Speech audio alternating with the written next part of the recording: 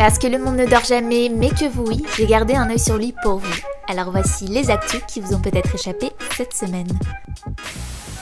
Cet homme en train de fêter tranquillement le réveillon avec sa femme, c'est ni plus ni moins que le fugitif le plus célèbre du monde. Carlos Ghosn a réalisé lundi l'évasion du siècle pour éviter une condamnation au Japon, soupçonné d'avoir dissimulé une partie de ses revenus. Bien sûr, ce qu'il a fait est impardonnable, car c'est contre les conditions de la mise en liberté sous caution. Et vous allez voir que l'ex-président de Renault-Nissan n'a rien à envier à Michael Scofield.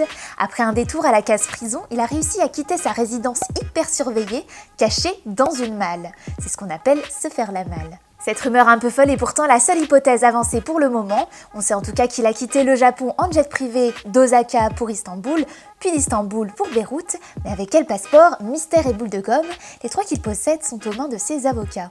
Et ce n'est pas un hasard si le franco-libano-brésilien a choisi le Liban comme destination.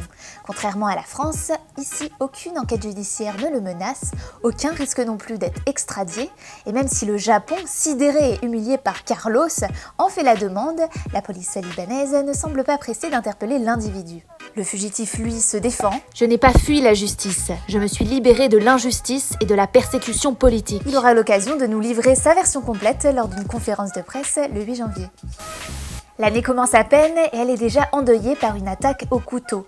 Vendredi, en plein après-midi, dans un parc familial de Villejuif, un homme pieds nus et vêtu d'une djellaba s'est mis à poignarder les gens au hasard en criant à la Wakba. Il a réussi à en tuer une et à en blesser deux autres avant d'être abattu par des policiers. Dans son périple meurtrier, le mis en cause a tenté de s'attaquer à d'autres victimes qui ont réussi à l'éviter. Une enquête est en cours pour cerner le profil de l'assaillant abattu. Nathan, c'est son nom, s'était récemment converti à l'islam, mais n'était pas connu pour radicalisation, mais pour des troubles psychiatriques.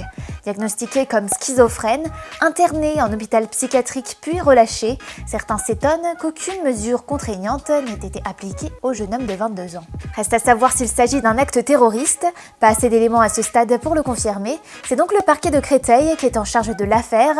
Le parquet national antiterroriste ne s'en est pour le moment pas saisi, mais l'enquête ne fait que commencer. Quand Donald Trump ordonne jeudi soir d'abattre 7 hommes par un tir de drone, il lance alors une véritable déclaration de guerre à l'Iran. Car en plus d'être le chef des gardiens de la révolution, le général Soleimani était surtout le chef des anti-américains, un acteur clé dans cette guerre indirecte entre les États-Unis et l'Iran au Moyen-Orient. Qassem Soleimani, martyr pour Téhéran, ennemi numéro 1 pour Washington, l'homme était à la tête de toutes les opérations extérieures de l'Iran, en Irak, en Syrie, au Liban. Sa disparition est aussi importante que celle de Ben Laden, selon les experts. Donald Trump persiste et signe « We took action last night to stop a war.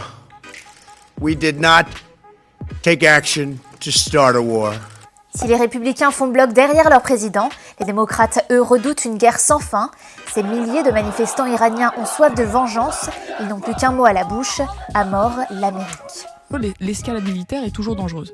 Les représailles sont multiples et les conséquences terribles. Embrasement du Moyen-Orient, résurgence de Daesh ou encore augmentation du prix du baril. Et on pourrait en France aussi en être victime. Plus de 6 millions d'hectares ont déjà été brûlés, soit 2 fois la taille de la Belgique. En Australie, les 148 feux qui ravagent le pays sont hors de contrôle. Ça fait maintenant plus d'1 mois que les pompiers tentent de les maîtriser en vain.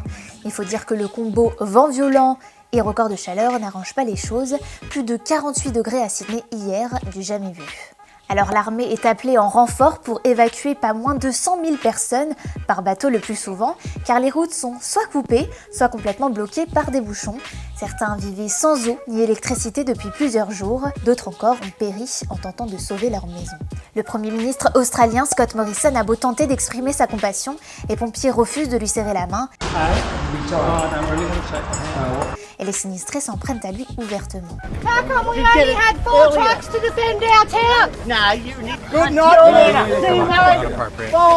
Sa politique très peu écologique font de lui la cible des attaques de tout le pays, car ces images sont les conséquences du réchauffement de la planète, lui-même causé par l'augmentation des gaz à effet de serre. Une catastrophe climatique, écologique, avec 500 000 animaux morts et humaine avec au moins 20 décès. C'est la fin des vacances pour certains, et qui dit vacances dit fête et dit aussi alcool. Beaucoup trop d'alcool pour certains, c'est pourquoi une détox s'impose en ce début d'année 2020. Elle s'appelle Dry January ou défi du mois de janvier sans alcool. Un challenge de taille pour les Français, les deuxièmes plus gros consommateurs d'alcool d'Europe. Cette pratique venue du Royaume-Uni arrive chez nous pour la première fois, une première sans soutien de l'État, car si la pression des viticulteurs a fait céder l'Elysée, il en faut plus pour stopper les associations de santé publique. Dry January promet d'être un succès, l'application a déjà été téléchargée plus de 100 000 fois. Pas étonnant quand on sait tous les bienfaits qu'apporte cette abstinence. On est plus zen, on est moins bouffi, on est moins fatigué. Et puis, il arrive même parfois qu'on a perdu du poids. Et oui, l'alcool, c'est calorique. 2 verres de vin équivaut à une portion de frites et une pina colada à un burger. J'en connais qui réfléchiront à 2 fois avant de s'enfiler la bouteille. Je vous remercie d'avoir regardé cette vidéo. N'hésitez pas à la partager, à vous abonner. Et pour ceux qui l'ont déjà fait, un grand merci. Et pour finir, je vous souhaite une bonne année, plein de bonheur, du courage et bonne rentrée à tous.